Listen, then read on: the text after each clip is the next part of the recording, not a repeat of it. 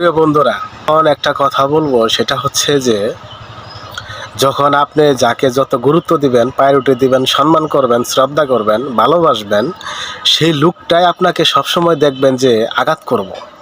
হোক সেটা কথার মাধ্যমে, হোক সেটা ব্যবহারের মাধ্যমে, যে কোনোভাবে আপনাকে আঘাত করব। এর কারণ হলো যে বেশি প্রায়োরিটি দিলে, বেশি সম্মান করলে, বেশি ভালোবাসলে একটু আঘাত খেতে হয়।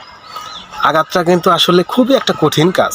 এটা যখন যার মনে আঘাত লাগে, কষ্ট লাগে, সেটা কিন্তু আসলেই আমি কি বলবো, এদিক থেকে মনে হয় লাগে, এদিক পিছন থেকে বের হইতেছে, এরকম কষ্ট লাগে মানুষের। আর এই কষ্টটা মানুষকে এতটা গ্রাস করে, এতটা নিউট্রাল বানায়, একদম নীরবতা পালন করে।